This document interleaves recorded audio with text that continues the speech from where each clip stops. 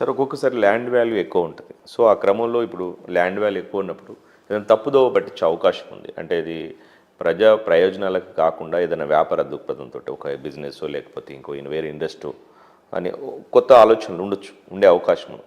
So వాటికి సంబంధించి ఎవరైనా జోక్యం చేసుకోవచ్చా? దానికి సంబంధించి మళ్ళీ ఏ విధంగా రద్దు చేస్తారు? ఇది ఒక చాలా సంక్లిష్టమైన ప్రశ్న.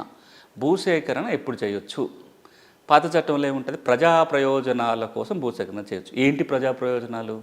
హాస్పిటల్ కట్టడము, స్కూల్ కట్టడము, రోడ్లు వేయటం స్పష్టంగా ప్రజా ప్రయోజనం కనబడుతుంది.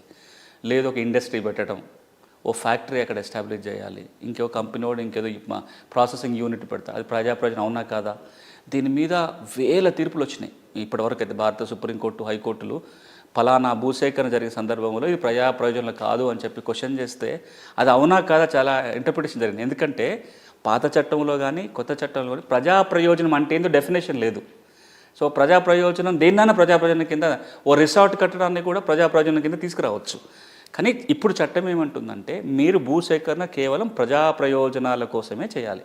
అది ప్రభుత్వం కోసం అయి ఉండొచ్చు, లేదా ప్రభుత్వము ప్రైవేటు కలిసి ఏదన్నా ప్రాజెక్ట్ టేకప్ చేసినప్పుడు ప్రైవేట్ పబ్లిక్ పార్ట్నర్షిప్లో ఉన్నప్పుడు కూడా ల్యాండ్ ఎక్వైర్ చేయడానికి అవకాశం ఉంటుంది. ఒకవేళ కనుక అది ప్రజా ప్రయోజనం కాదు అని కనుక మనం కోర్టులో నిర్మించుకోగలిగితే భూసేకరణ రద్దు చేయొచ్చు.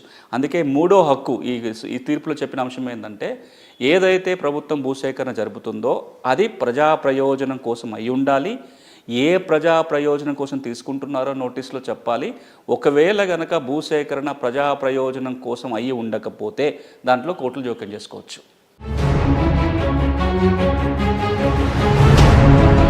నోటీసులో చెప్పాలి.